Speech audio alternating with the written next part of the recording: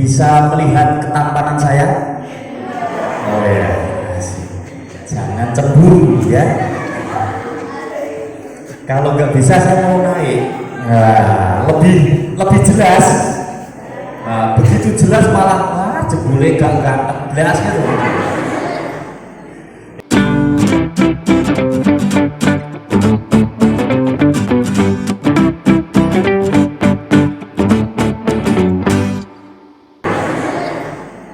Ya, bismillahirrahmanirrahim. Assalamualaikum warahmatullahi wabarakatuh.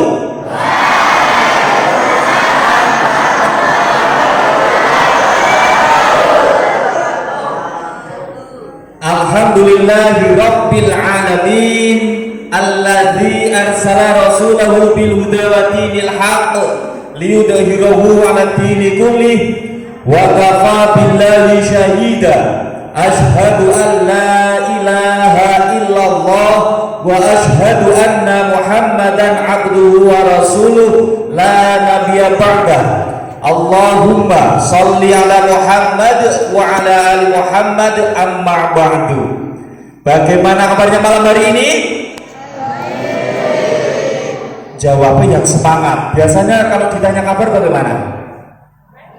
100% ini kan Islam. Kalau orang Islam itu ditanya kabar, jawab pertama kali adalah alhamdulillah. Terus baik gitu ya. Nanti pakai gerakan alhamdulillah baik gitu ya. Awas. Sing semangat. Yang enggak semangat maju jawabnya dewi.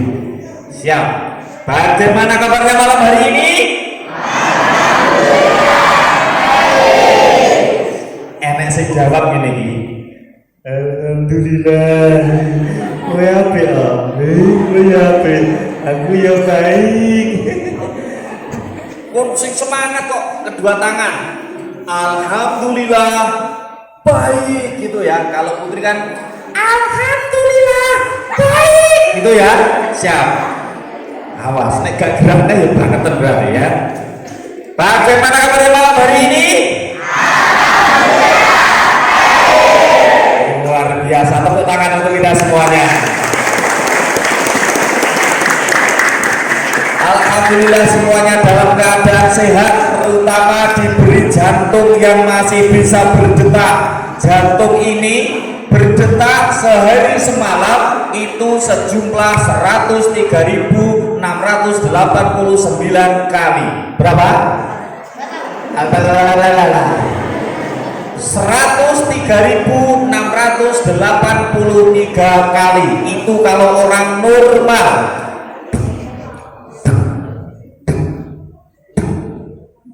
Tapi kalau nggak normal bisa lebih bisa kurang, namanya juga nggak normal.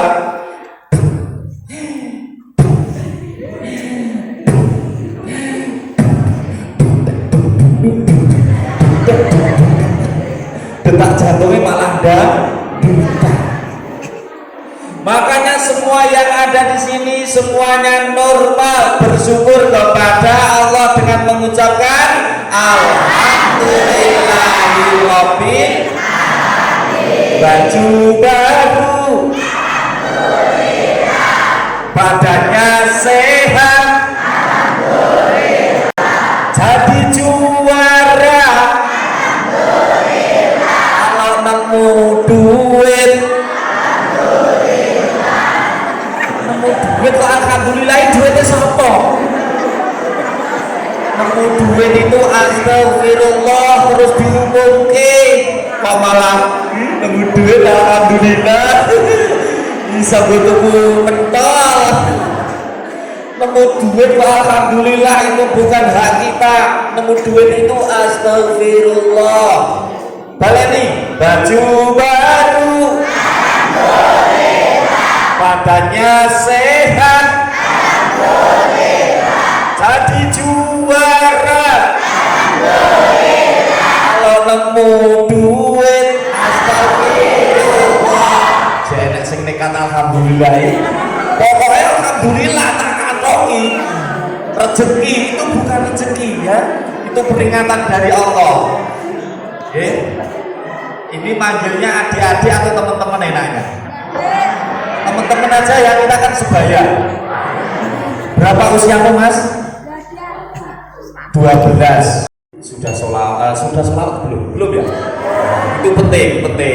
Yang kedua, sholawat kepada Rasulullah Nabi Muhammad Sallallahu Alaihi Wasallam. Nabi Muhammad itu manusia yang paling ganteng sekali. Bahkan ada riwayat yang mengatakan jadi Nabi Yusuf masih kalah dengan Nabi Yusuf Muhammad. Nabi Muhammad itu ganteng banget. Ya, jadi selain ganteng, Nabi Muhammad itu senyumnya indah, akhlaknya baik, jujur, waktu mudanya sugih, kaya raya, keringetnya wangi. Nek keringetmu kecut. Apalagi sejak tadi pagi belum mandi. Ada yang belum mandi? Wah, wis kena kecut. Anggere gak wani ngacut berarti wedi nek kalahe mambu ya.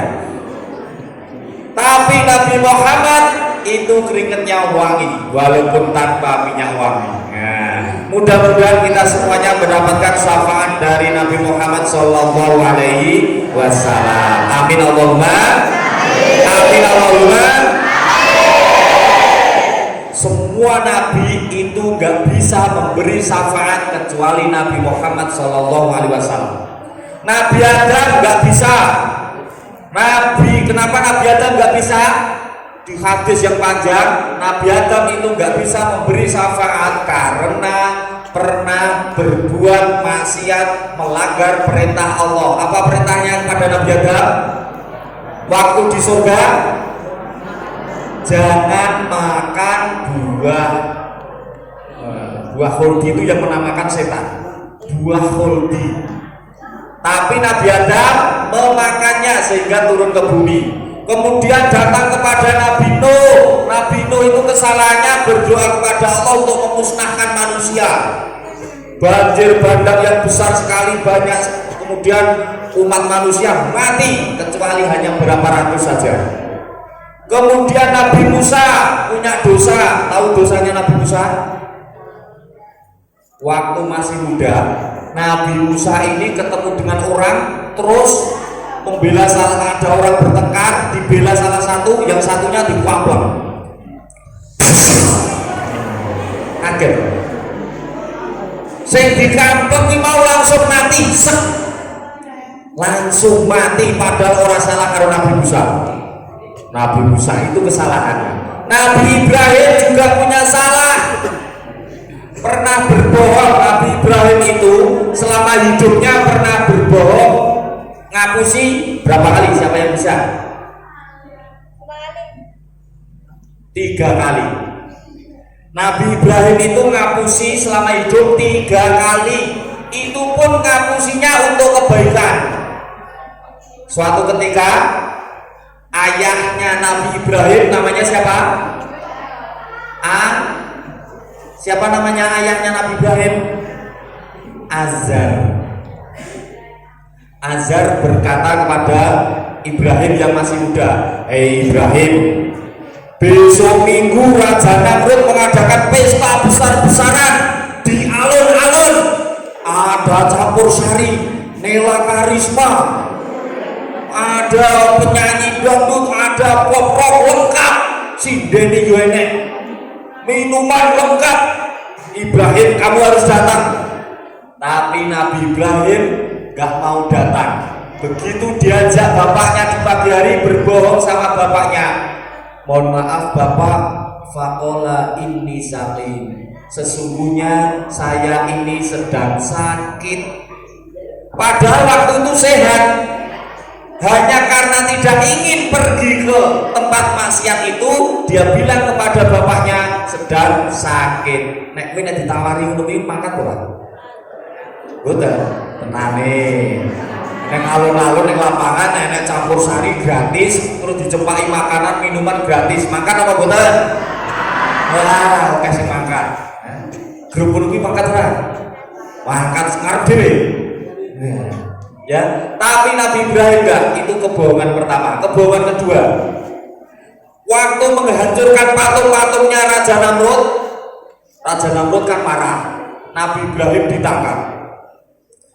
Hei Ibrahim, kau yang menghancurkan patung-patungku ini, ya? Nabi Ibrahim jawab, iya atau tidak? Tidak. Padahal yang menghancurkan Nabi Ibrahim itu berbohong untuk kebaikan, itu pun tidak bisa memberi syafaat nanti di hari kiamat. Makanya yang Nabi yang bisa memberi syafaat hanya Nabi Muhammad Sallallahu Alaihi Wasallam. Oke, yang ketiga, kita akan belajar membangun mental juara. Membangun mental juara. Kalau juara tangannya begini. Membangun mental kurang banter. Membangun mental juara. Oke, siap bersama saya. Tadi sudah dikenalkan, sudah pernah ada yang mendengarkan saya mendongeng? Katakan 1, 2, 3, 4, 5. Oke, ya, iya. Oke, saya akan perkenalan diri, ya. Nama saya biasa dipanggil dengan sebutan Kak Puji selalu di hati, ya. Kak Puji selalu di hati. Panggilannya biasa Kak Puji. Aktivitas saya keseharian, saya di manajer talent center. Talent center itu bergerak di bidang outbound, training, motivasi, pelatihan. Ya, pelatihan, baik itu pelatihan kewirausahaan, bisnis dan sebagainya. Kemudian trainer spiritual outbound. Selain itu saya juga Majelis Pendidikan Kader PDM Kabupaten Sragen, Ketua Umum PPMI Provinsi Jawa Tengah. Halo. PPMI itu singkatan, dulu namanya Persaudaraan Pendongeng Muslim Indonesia, dan kebetulan saat ini menjadi Persaudaraan Pencerita Muslim Indonesia, dan saya Ketua Provinsi Jawa Tengah, Gubernur, ya, Gubernur ada di sini, Gubernur Dongeng. Kemudian juga tidak diklat Bagjo langsung. Saya pernah dimuat di Solo Pos.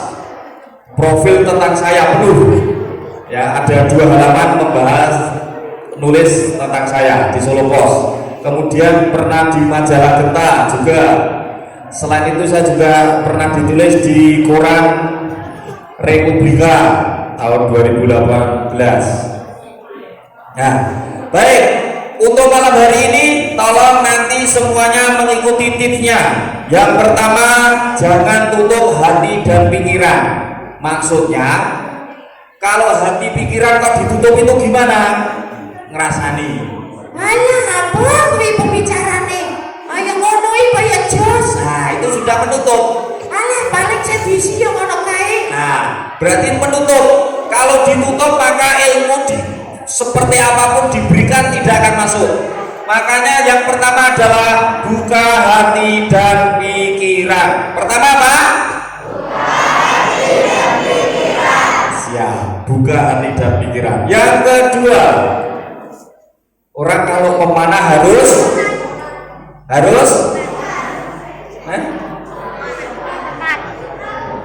fokus, ya, fokus. Lupakan dulu permasalahan. Sing besok baru putus cinta lelek sih. Ada? Gak ada. Alhamdulillah. Artinya gak ada yang pacaran. Fokus. Yang ketiga, tersenyum, ya, tersenyum. Bisa tersenyum? Yuk coba. Tersenyum itu 227. Maksudnya apa? 2 cm ke kanan, 2 cm ke kiri, tersenyum selama 7 menit, gak suwe nih. 7 detik, apa 7 jam? 7 detik. Yuk praktek. 1, 2, 3. Senyum karo koncone. Hadap kanan kiri, senyum. 1, 2, 3. Ya, lah kok malah pedih tiduran. Karena apa? Tersenyum itu bagian dari sedekah. tabassumuka fi wajhi akhika sedekah. Senyummu di hadapan saudaramu adalah sedekah. Yuk menghadap ke sini semuanya. Tersenyum selama 7 detik. 1, 2, 3. Tadi malah terjadi kabeh iki. Kok tersenyum kok?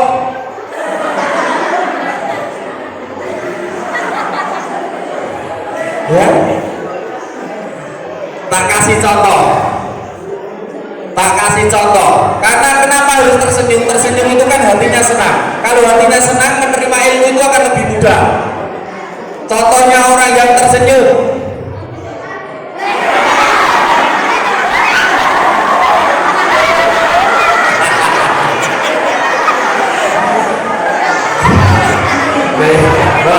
Orang itu tersenyum malah gila ya. Ada 2 tipe orang tertawa. Tipe pertama nek guyu karo merem. Sing kedua guyu karo kancamu ki nek ora nek guyu karo merem. Kalau ada nek pas guyu kuwi tinggalan dhewe. Ya. Tersenyum ya. Oke.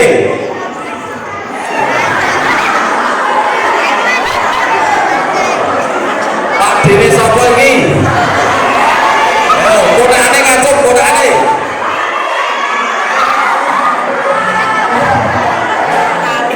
Oke. Cukup ya. Kalau saya bilang adik-adik semuanya siap gitu ya. Adik-adik adik-adik adik-adik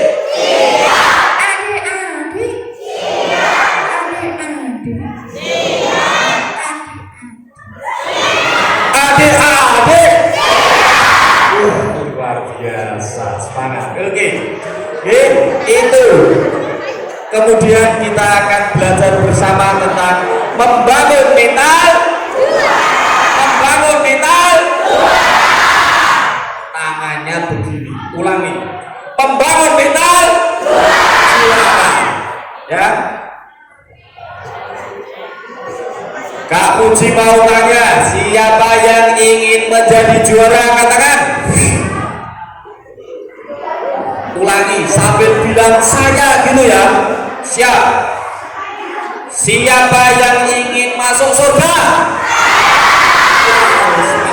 Masih ada yang belum? Ulangi, saya paling semangat. Siapa yang ingin masuk sumur?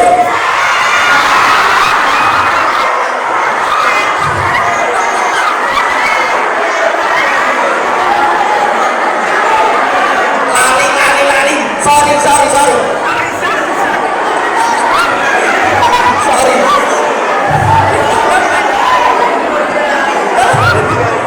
Sampai berdiri.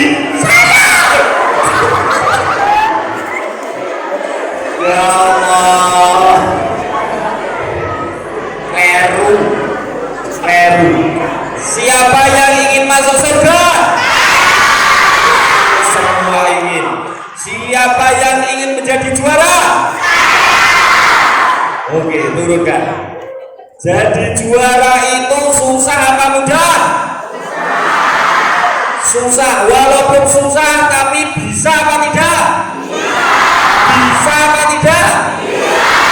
Bisa ya, tetap bisa menjadi juara. Juara adalah salah satu impian. Yuk, siapa yang ketua OSIS-nya ada? Mana? Putri ya toh. Yang putra ini siapa yang juara kelas? Angkat tangan. Putra gak ada juara. Mana? Gak ada. Gak ada. Kamu? Barangkali kamu mas juara. Oh, aku melentuk aja. Tak kira juara kamu. Gak ada yang laki-laki. Siapa yang tadi pagi, yang putra ini sholat subuh berjamaah? 1, 2, 3, 4, 5. Oke. Sini mas, yang kaos hitam, kasih hadiah sini. Ayo sini, kasih hadiah. Ayo. Sholat subuh berjamaah di masjid. Namanya siapa Mas? Vicky. Mas Vicky. Ya sini. Dia pengen duit mau panganan. Sasae kata kayak dia. Panganan mau duit.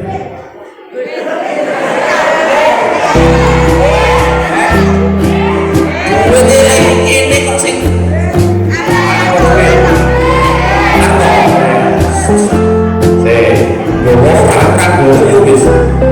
duitnya sakas. Ini bukan tegangan tuh.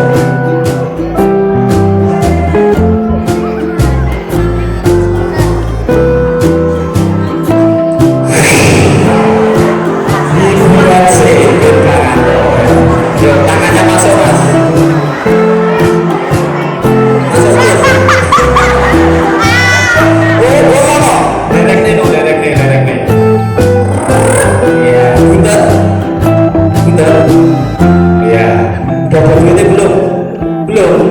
Belum kasih duit sih.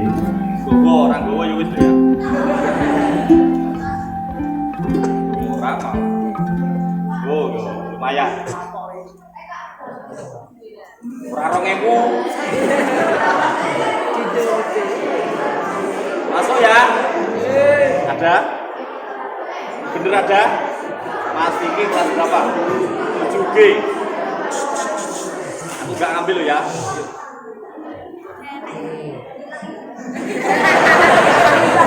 Hilang. Sopo sing ngantongi rek ilang? Ku kantongi mesti. Oh iki masih. Balik.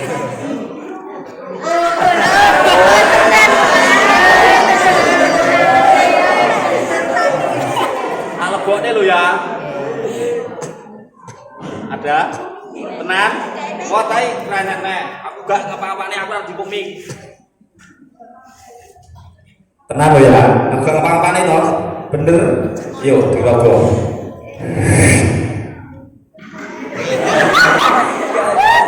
Gak ada nek.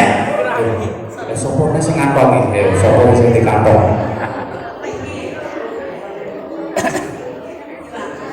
Kantong jaketmu.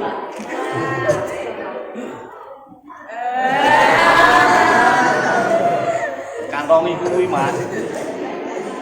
Coba kantongi ngono kuwi ya. Tak cemplungne lho ya. Mas Vicky. Rumahnya mana Mas? Teguhan. Dilihat dulu ini tenan ora? Enter. Berapa? Tenan. Aku gak cukup sih. Ada tenan toh? Delokon aku nek jiko. Gak? Yuk, ambil.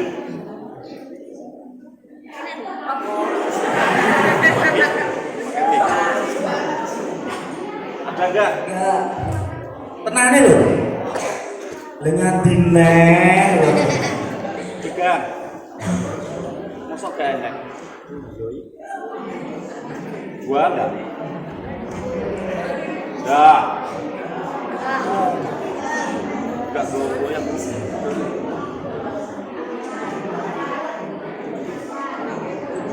Mas Vicky tadi saat ngambil sudah berdoa apa belum? Nah, yuk berdoa dulu biar ada. Bismillahirrahmanirrahim terus disebulke. Sebulke. Tes. Ya, ambil. Iya, tepuk tangan buat Mas Vicky, silakan duduk kembali. Ya.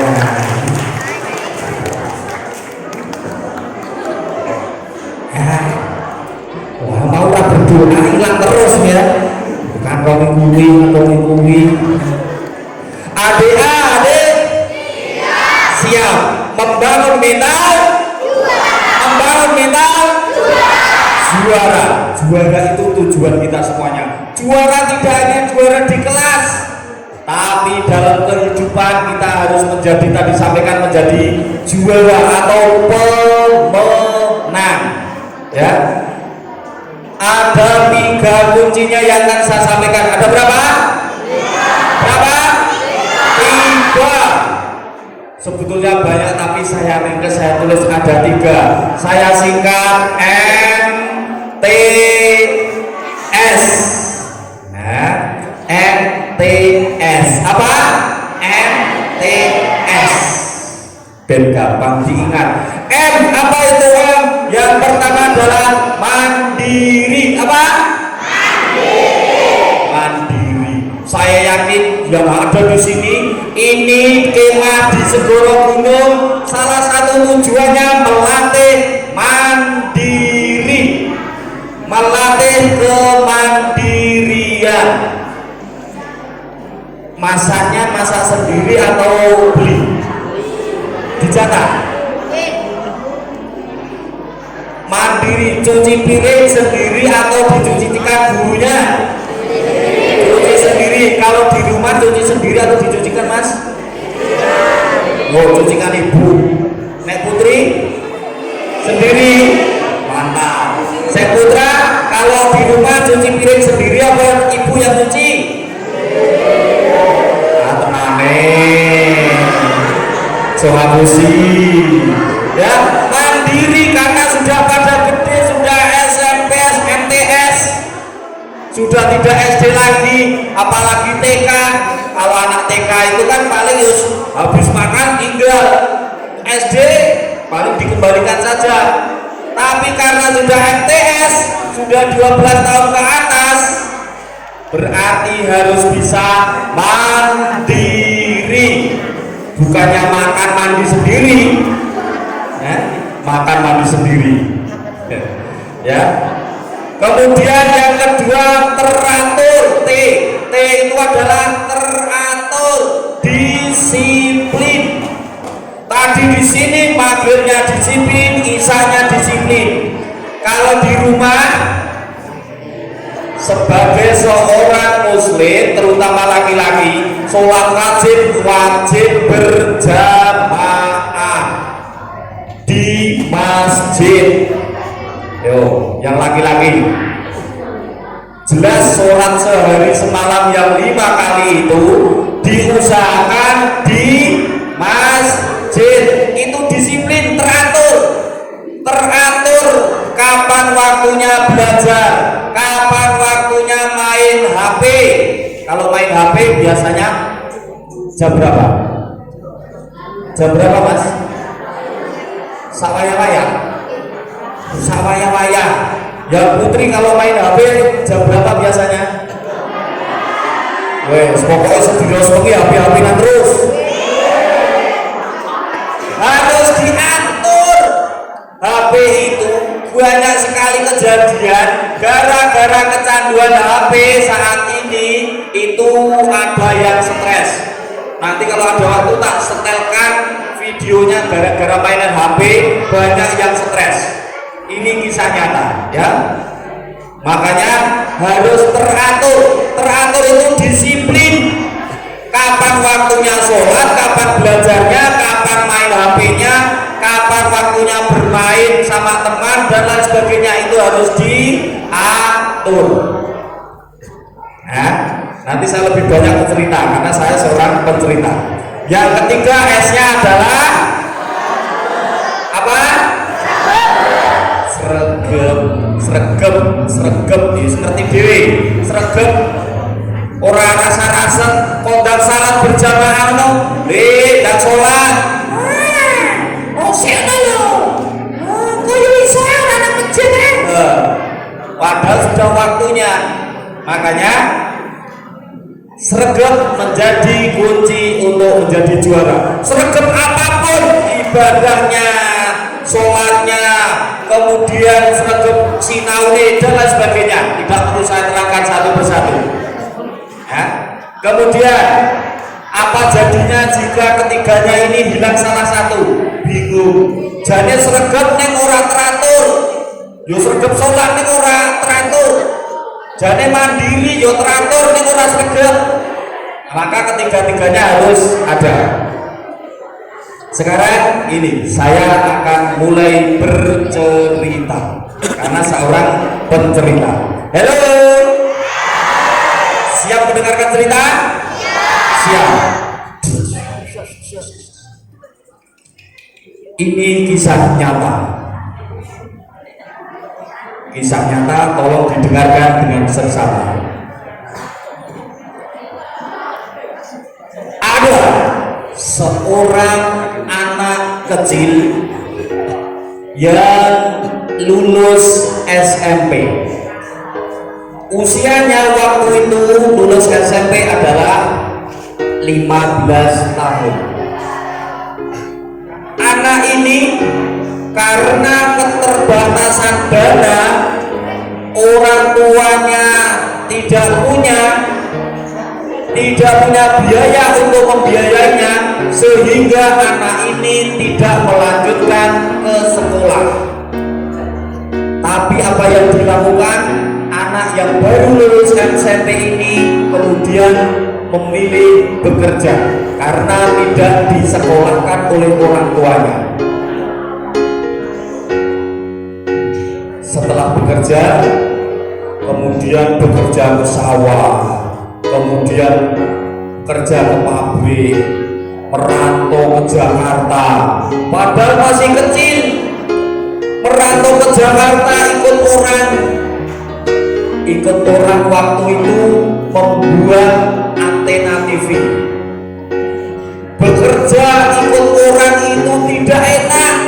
Setiap hari harus bangun pagi dan tidurnya malam, larut malam. Bekerja terus sampai akhirnya dia tidak betah karena masih kecil, baru lulus SMP di Jakarta.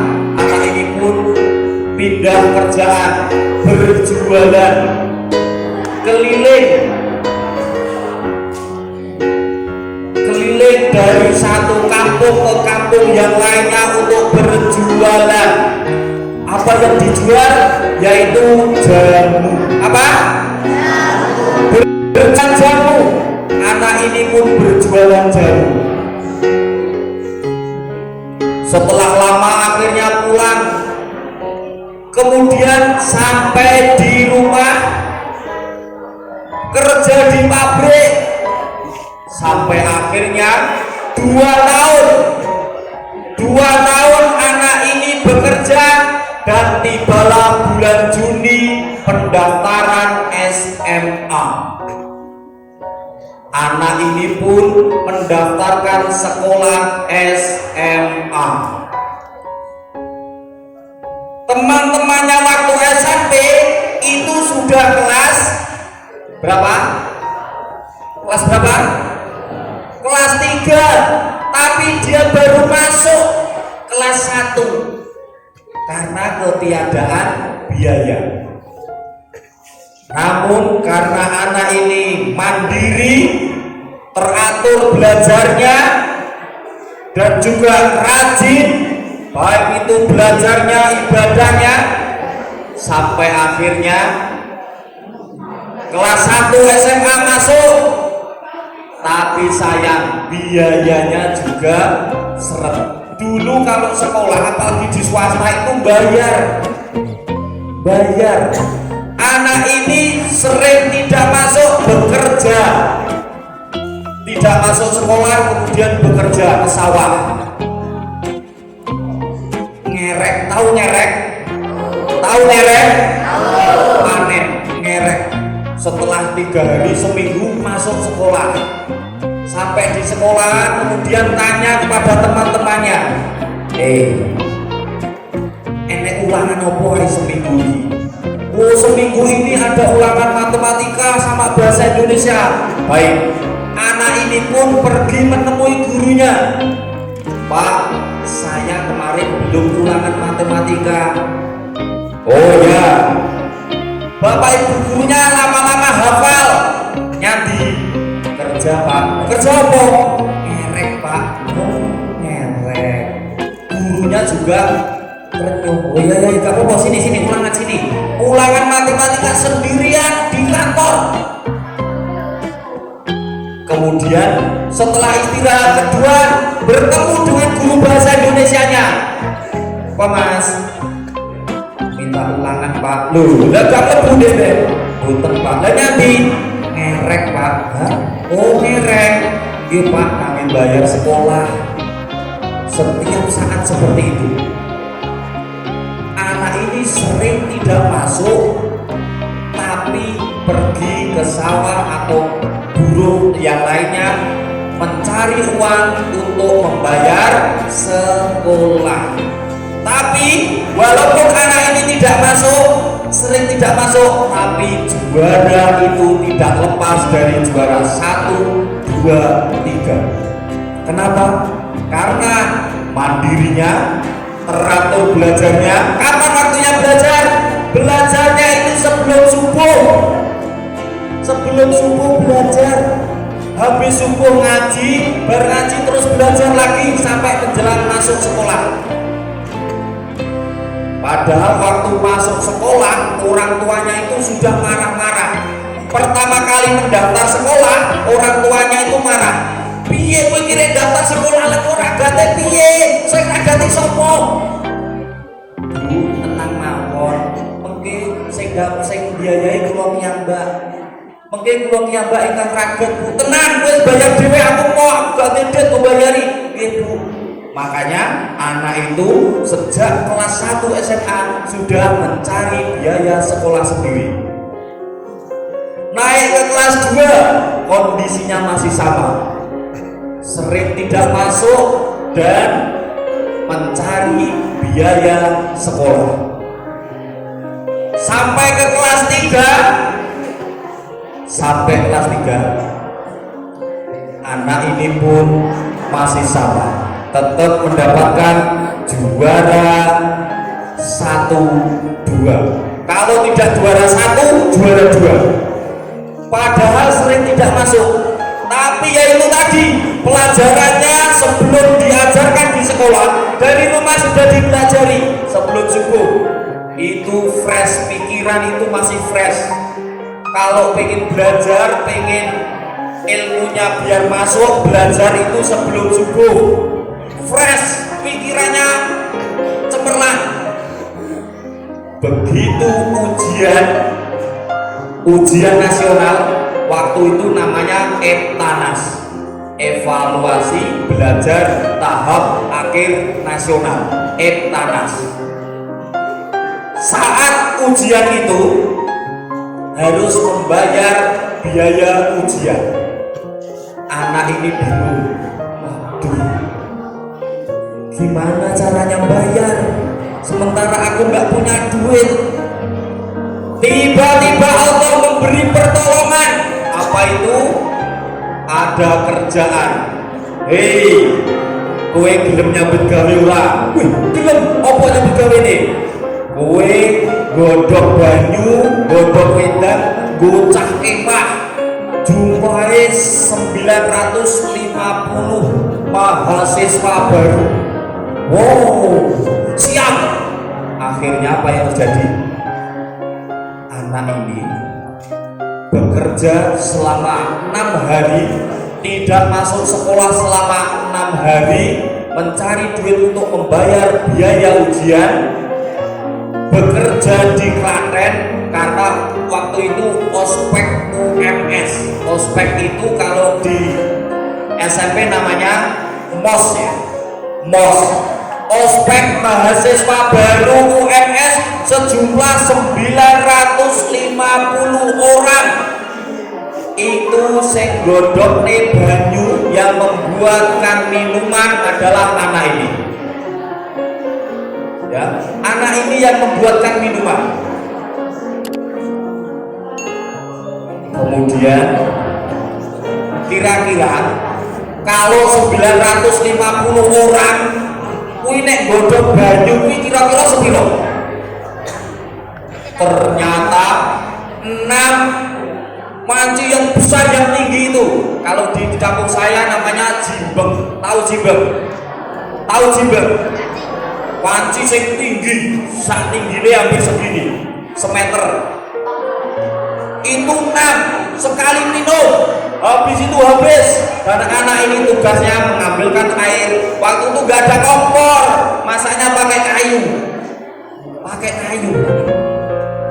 Setelah 6 hari selesai, padahal yang kemah waktu itu adalah sebagian teman-temannya waktu SMP.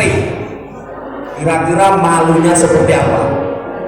Bagian godok banyu yang digodok ini cah mahasiswa itu adalah temennya SMP. Ya kayak temenku SMP melu kemah, aku rek godok banyu, tapi gak apa-apa, yang penting bisa bayar ujian. Selama 6 hari kemudian selesai, dibayar, pulang duitnya untuk bayar ujian nasional. Setelah bayar, ujian pun tiba. Selesai ujian, selang beberapa lama diumumkan, dan ternyata anak ini menjadi peringkat juara 1 ujian nasional.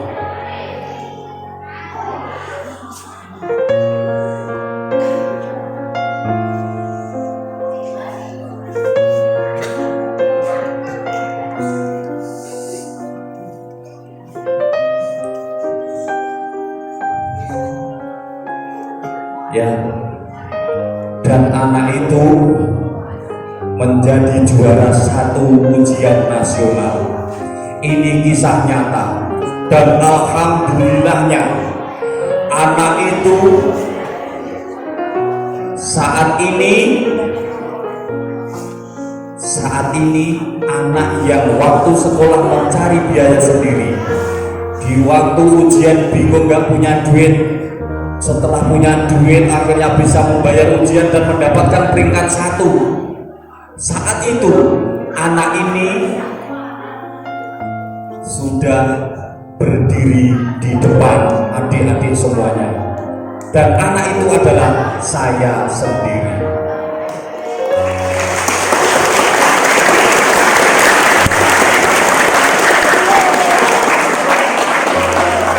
Ya,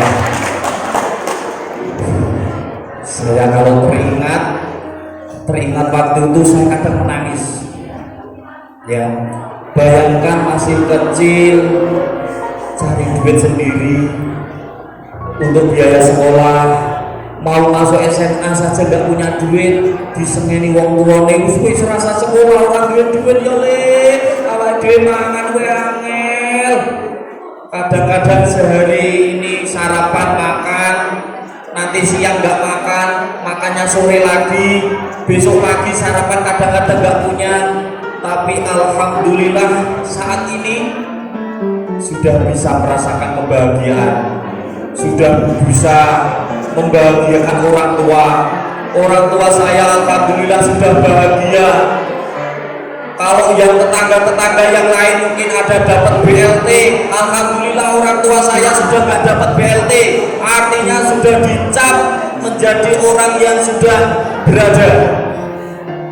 Beda kalau orang yang mendapatkan BLT biasanya kan agak kekurangan. Tapi orang tua saya alhamdulillah pengen kemana, ayo bu jalan-jalan bu. Kemarin itu saya ajak jalan-jalan ke Jumo, makan di sana. Orang tua enak, orang tua saya sudah bahagia. Kalau dipikirkan dulu, ya Allah, dulu makan saja susah, sekolah susah, tapi sekarang alhamdulillah sudah bisa mandiri, kendaraan ya sudah ada, roda 4 alhamdulillah seperti apa sudah ada, anak istri sudah ada, rumah sudah ada, alhamdulillah. Coba dibayangkan, ada yang di sini biaya sekolah sendiri? Ada? Kalau biaya sekolah sendiri tak daftar nanti dibiayai, ada yang membiayai? Gak ada loh. Semuanya dibiayai oleh orang tua kan? Makanya kalian harus bisa lebih sukses, lebih menjadi pemenang. Siap? Siap? Siap. Ya. syaratnya. Selain kemandirian tadi, cita-citamu itu tulislah dalam selembar kertas, kemudian ditempel, dan itu nanti akan menjadi kenyataan. Itu menjadi kenyataan. Seperti ini contohnya. Assalamualaikum. Ini kisah seorang perempuan yang menuliskan cita-citanya di kertas kemudian ditempel. Ada 100 cita-cita yang ditulisnya, keinginannya, dan itu hampir semuanya tercapai. Dia tidak dari golongan orang kaya, bukan termasuk orang yang paling pintar di kelasnya, tapi dia bisa menuliskan impiannya di kertas dan ditempelkan dan menjadi kenyataan tentang kekuatan sugesti mimpi cita-cita.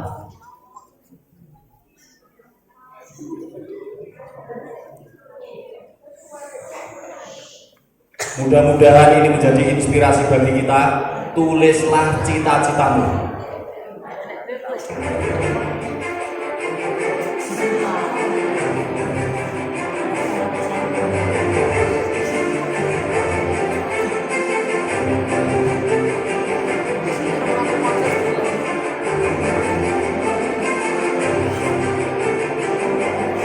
Hidup itu harus mencetak sejarah. Ya, jangan hidup yang biasa-biasa saja. Tuliskanlah mimpi-mimpi Anda secara nyata. Kita lihat, jangan hanya dalam ingatan saja, karena pasti Anda akan melupakannya. Tulislah 100 target, hingga suatu hari nanti yang Anda lihat dalam kertas itu hanyalah coretan. Coretan karena Anda telah mencapainya. Dan itulah yang pemudi itu lakukan. Yang cewek itu lakukan seperti ini. Ia tuliskan 100 target pada 2 lembar kertas yang besar. Ini tulisan tujuan-tujuannya. Apa nilai ujiannya bagus? Ternyata tidak.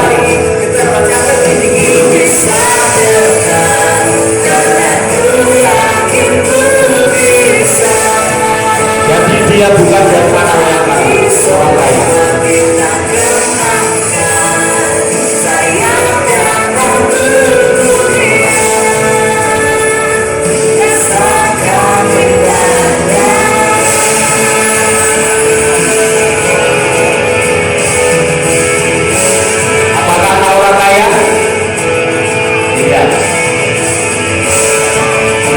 Jual kue keliling tak malu dengan semua itu.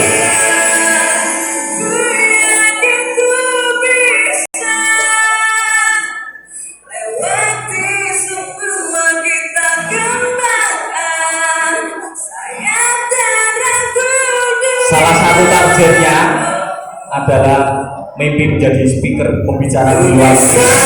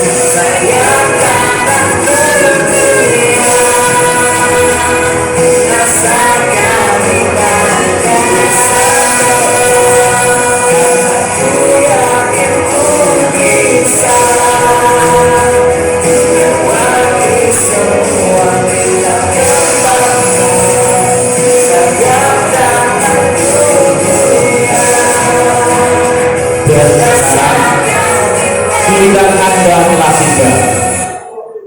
Giliran Anda, teman-teman adik-adik ini, untuk menuliskan mimpi-mimpimu nanti itu seperti apa.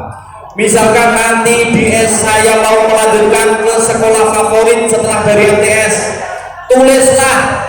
Suatu saat tulisanmu itu akan menjadi kenyataan. Amin Allahumma. Siapa yang sudah menuliskan mimpi-mimpinya? Katakan. 1, 2, 3, 4, 5. Putri semuanya. Putra, yang putra? Gak ada. Tulislah. Dan saya yakin tulisanmu itu nanti Allah akan mengabulkannya. Ayo, siap semuanya.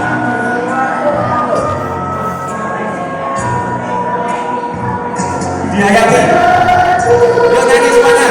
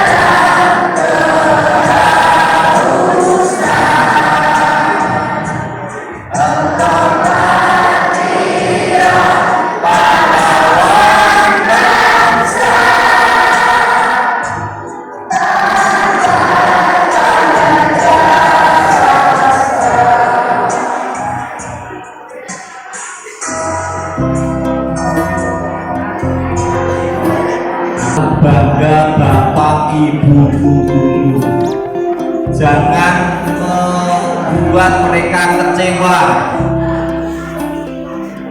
jangan dikenang ini kenangan yang tidak baik. Itu loh angkatan 2021, angkatan corona, wis kulit bocah racun kabeh, jangan sampai seperti itu. Tapi dibalik, walaupun itu loh angkatan zaman corona, walaupun corona jarang masuk, tapi anak-anaknya yang sangat berprestasi. Siap? Siap? Kalau siap tangannya begini. Siap? Oke, siap menjadi yang berprestasi, membanggakan Bapak Ibu guru. Selain membanggakan Bapak Ibu guru, yaitu membanggakan orang tua. Halo. Coba dibayangkan, saat ini mungkin orang tua kita di rumah mendoakan kita.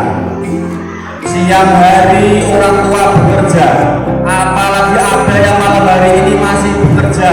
Itu untuk kita. Tapi pernahkah kita membuat bangga orang tua dengan prestasi, dengan amal soleh kita, membuat bangga dengan perilaku kita? Jangan sampai sebaliknya. Ridallahu fi ridal walidain. Ridhonya Allah tergantung kepada ridhonya orang tua. Wasutullahi fi suqil walidain.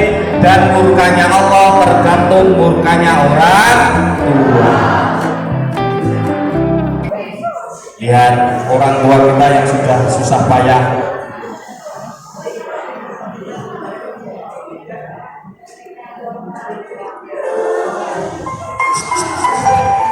saat itu di surga begitu tenang,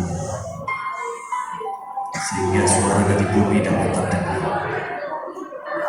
Sampai dengan suara diri bertanya,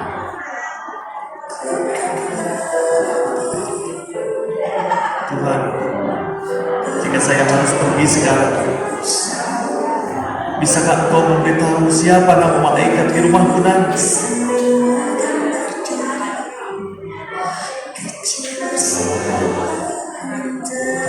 Memanggil malaikat, Ibu.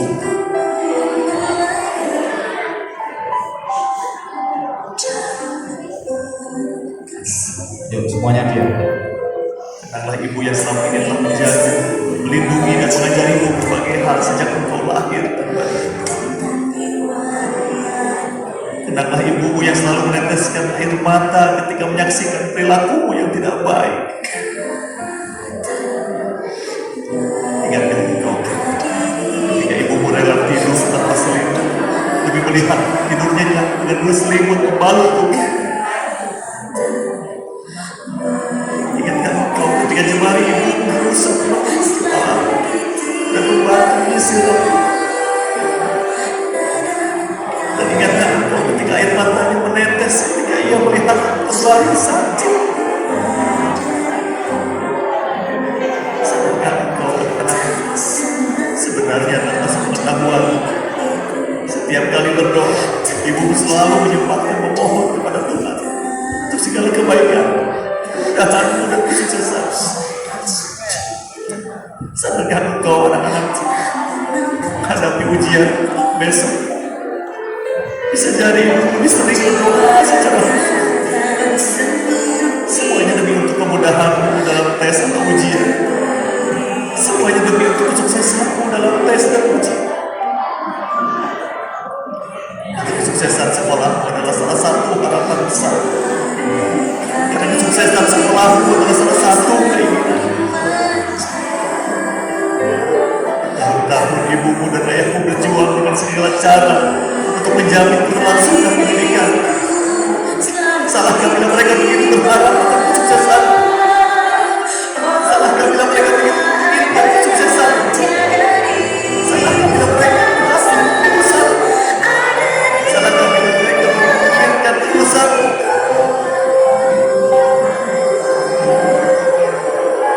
Aku bisa membayangkan bagaimana kecewanya mereka gagal belajar. Bagaimana terlukanya perasaan mereka, bagaimana menahan malu di hadapan orang-orang di sekitar. Mereka merasa gagal mendidik engkau. Mereka merasa bahwa perjuangan mereka selama ini begitu sia-sia. Jangan biarkan ibu kecewa. Jangan biarkan ibu berterluka. Buatlah dia bahagia dengan kesuksesan. Buatlah dia bersuka cita. Buatlah dia bangga padamu. Dan biarkan engkau menghilangkan perasaan dan menghidupkan di sana. Ketika ibu bahagia.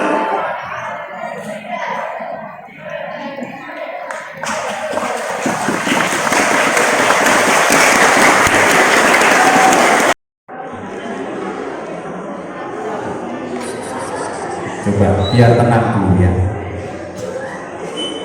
Buatlah bangga Bapak Ibu guru dan buatlah bangga orang tua.